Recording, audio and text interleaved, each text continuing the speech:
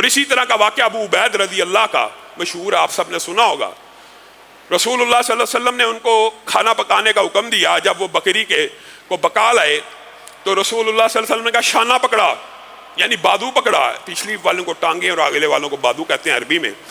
بادو پکڑا، شانہ پکڑا، اس نے رسول اللہ کو عطا کیا۔ تھوڑی دیر بعد کہا پھر پکڑا، پھر عطا کیا، کہا پھر پکڑا۔ وہ صحابی ابو عبید کی روایت کے اندر یہ بات موجود ہے، کہنے لگے اللہ کے رسول بکری کے شانے ہوتے کتنے ہیں؟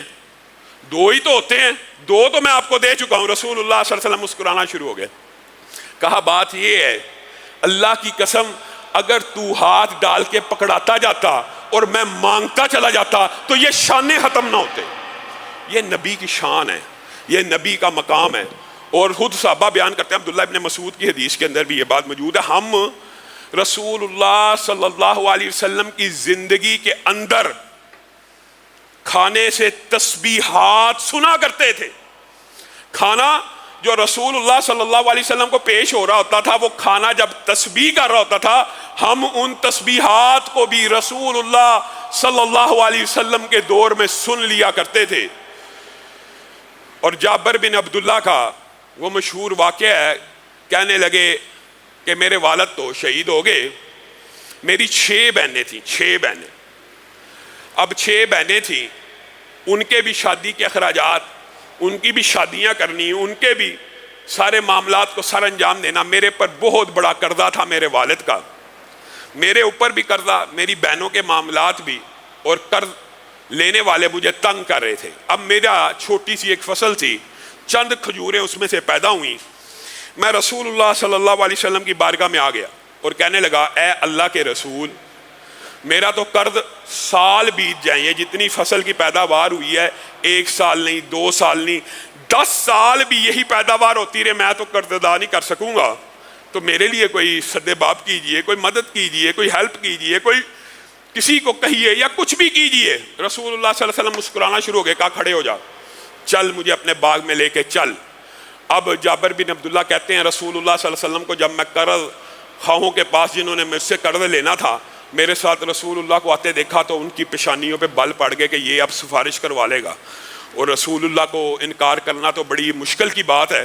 رسول اللہ کی عزت احترام تو موجود ہے، تو کیا میرے جنہوں نے میرے سے قرض لینا تھا نا ان کی پیشانیوں پہ بل آ گئے اور وہ مجھے گھورنے لگے کہ یہ تو نے کیا حرکت کی ہے، اب قرض ادا کرنے کا ٹائم آ گیا ہے، فصل تیری پک گئی ہے، اب تو رسول اللہ صلی اللہ علیہ وسلم کو سفارشی لے کے آتا، مراد یہ ہے۔ کہا رسول اللہ صلی اللہ علیہ وسلم نے ان کھجوروں کے ڈھیر کے ارد گرد چکر لگایا، اللہ رب العزت سے دعا کی اور کہا جابر تولنا شروع کر، ایک ایک قرض دار کو بلاتا جا اور ان کو دیتا جا۔ کہا ایک آیا، قرض کو ادا کر دیا، اور کھجوروں کے ڈھیر میں ایک کھجور کی کمی واقعہ نہیں ہوئی۔ دوسرا آیا، تیسرا آیا، چوتھا آیا، یہاں تک کہ میں نے اپنا سارا قرض انہی کھجوروں سے اتار دیا، اور میں یہ چاہتا تھا بس قرض ہی اتر جائے، لیکن اللہ کی قسم اس سے زیادہ ڈھیر میرے پاس موجود تھا جو پھر میں 6 بہنوں میں تقسیم کر کے ان کے بھی اخراجات کو پورا کر سکتا۔ اور پھر رسول اللہ صلی اللہ علیہ وسلم میں پچھلے خطبے میں آپ کے سامنے رکھا تھا، ابو بکر و عمر موجود نہیں تھے ہوتے، کیا کہتے تھے؟ ابو بکر ایمان لے کے آیا، عمر ایمان لے کے آیا، لیکن اس واقعے کے اندر ان کی بھی اطمینان قلب کے لیے جابر بن عبداللہ کو کہا عمر کو بلاؤ۔ عمر آئے، جابر عمر کو واقعہ سناؤ۔ حضرت عمر کہنے لگے اللہ کے رسول مجھے واقعہ سننے کی حاجت ہے، اللہ کی قسم جس وقت آپ جابر کے ساتھ جا رہے تھے مجھے یقین آ گیا تھا قرض تو ادا ہو جانا۔ جابر عمر کو واقعہ سناؤ۔ اللہ کے رسول مجھے بھی واقعہ سنانے کی ضرورت ہے، اللہ کے رسول مجھے بھی واقعہ سنانے کی ضرورت ہے۔ تیسری مرتبہ، جب چوتھی مرتبہ کہا، یہ ایمان ہے، یہ حضرت عمر کا ایمان ہے کہ جب موجود نہ بھی ہوں رسول اللہ اپنی طرف سے کہہ دیتے تھے ابو بکر ایمان لے کے آیا، عمر ایمان لے کے آیا، لیکن ان کی بھی تلیف قلب کے لیے اور اطمینان قلب کے لیے کبھی یہ بھی کہا کہ جابر عمر کو بتاؤ کیا واقعہ ہوا، اور عمر آگے سے پھر کہہ رہے ہیں مجھے بھی واقعہ سنانے کی ضرورت ہے، یہ ایمان ہے عمر کا۔ اور پھر چوتھی مرتبہ انکار کی گنجائش نہ تھی تو جابر نے سارے کا سارا واقعہ سنایا، اس طرح رسول اللہ آئے، ایک کو قرض ادا کیا، دوسرے کو کیا، یہاں تک کہ سارا قرض اتر گیا اور میرے پاس اتنی ہی کھجوریں باقی تھیں جہاں سے کام شروع کیا۔ تو حضرت عمر کہنے لگے اللہ کی قسم تو مجھے نہ بھی سناتا تو مجھے یقین تھا رسول اللہ صلی اللہ علیہ وسلم تیرے ساتھ چل پڑے ہیں، اب وہ چل پڑے ہیں تو تیرا قرض ادا ہو ہی جائے گا۔ اسی طرح کے متعدد واقعات انشاءاللہ انہی کو اگلے آئندہ آنے والے خطبہ جمعہ میں کوشش کریں گے کہ اس معجزات کے باب کو بھی جلدی سمیٹ لیا جائے۔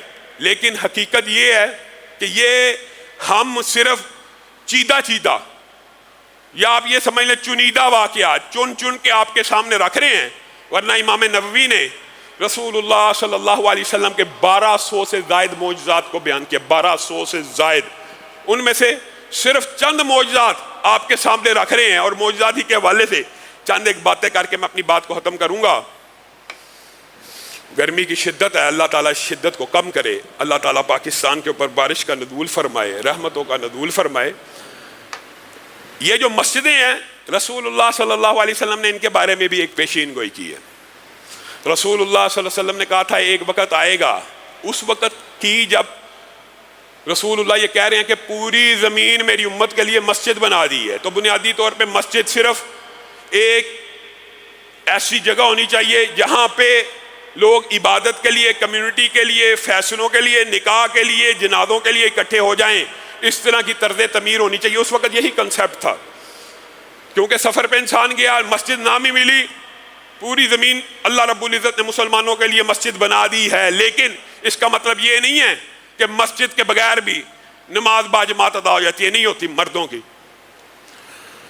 رسول اللہ صلی اللہ علیہ وسلم نے فرمایا میری امت میں ایک وقت آئے گا کہ لوگ مسجدیں بنانے میں مقابلہ کریں گے، مسجدیں بنانے میں، اور ایک مسجد والا دوسرے مسجد والے کے اوپر فخر کرے گا کہ میری مسجد تیری مسجد سے زیادہ خوبصورت ہے۔ تزئین و آرائش کے حوالے سے رسول اللہ صلی اللہ علیہ وسلم نے یہ پیشین گوئی کی، ایمانداری سے بتائیے یہ پیشین گوئی تو ابھی صرف 2 صدیاں قبل اس پیشین گوئی کا ظہور ہوا کہ ایک دوسرے کے ساتھ مقابلے بازی ہے، اچھی ہے کہ ایک دوسرے سے بہتر انتظامات ہو، بہتر ہو، لیکن رسول اللہ صلی اللہ علیہ وسلم نے خاص کیا کہا؟ ایک دوسرے کے اوپر فخر کریں گے کہ میری مسجد کے نقش و نگار اور تزئین و آرائش تیری مسجد سے بہتر ہے، ایک دوسرے کے اوپر فخر کیا کریں گے مسجدوں کے اعتبار سے۔ اور ساتھ میں ایک تنبیہ بھی کر دی، اور اس وقت مراد یہ ہے کہ آج کا وقت ہی مسجدوں کو عبادت خانے کی بجائے، عبادت گاہ کی بجائے گزرگاہ بنا لیا جائے گا، رستہ بنا لیا جائے گا۔ اس حدیث کا کیا مطلب ہے؟ محدثین نے اس کی بڑی لمبی چوڑی تشریح کی ہے جو عام فہم انداز میں آپ کے سامنے رکھنا چاہتا ہوں۔ اللہ رب العزت ہم سب کو محفوظ فرمائے۔ مسجدیں کس لیے ہیں؟ عبادت کے لیے۔ مسجد کا حق یہ ہے کہ جو بندہ مسجد میں آئے اس وقت تک بیٹھے ہی نہ جب تک اللہ کو 2 رکعتیں پڑھ کر سجدے کر کر اس جگہ کا حق ادا کرے۔ یہ مسجد جس کام کے لیے بنی ہے اس کو پورا کرے۔ لیکن ایک وقت آئے گا میری امت کے اندر مسجدوں کو گزرگاہ بنا لیا جائے گا۔ کیا مطلب ہے؟ مسجد تو بندہ آیا ہے لیکن 2 رکعتوں کو ادا نہیں کیا، کیا کر رہا ہے؟ اپنے کام سے لیے آیا تھا، الیکٹریشین تھا، آیا اے سی کو ٹھیک کیا چلا گیا، نہ 2 رکعتوں کو ادا کیا، نہ 2 رکعتیں پڑھی، نہ مسجد کا حق ادا کیا۔ سینٹری والا تھا، آیا کام کر کے چلا گیا۔ پینٹ والا تھا، آیا کام کر کے چلا گیا۔ لکڑی والا تھا، آیا کام کر کے چلا گیا۔ آپ اور میں مسجد میں آئے، فتویٰ لیا، علماء سے گفتگو سنی، آئے اپنا کام کیا چلے گئے، مسجد کا حق ادا نہ کیا۔ مسجد کا حق یہ ہے تحیۃ المسجد۔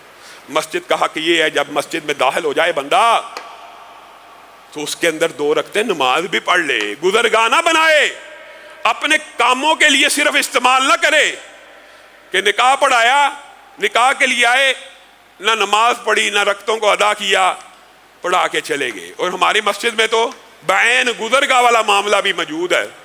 ساتھ والی سوسائٹی کے لوگ آتے ہیں، ان بیچاروں کو وہ رستہ لمبا لگتا ہے، وہ یہاں سے صرف گزر کے چلے جاتے ہیں۔ یہ تنبیہ ہے، یہ وعید ہے۔ اس حدیث کے اندر وعید موجود ہے کہ مسجدوں کو گزرگاہ مت بنائیے۔ مسجد میں اگر داخل ہوں تو کم از کم اس کا حق ادا کر لیجئے، کچھ سبحان اللہ پڑھ لیجئے، کچھ اللہ اکبر پڑھ لیجئے، کچھ لا الہ الا اللہ پڑھ لیجئے، کچھ الحمدللہ پڑھ لیجئے۔ اللہ رب العزت جو کہا گیا، جو سنا گیا، اس کو سمجھنے کی توفیق عنایت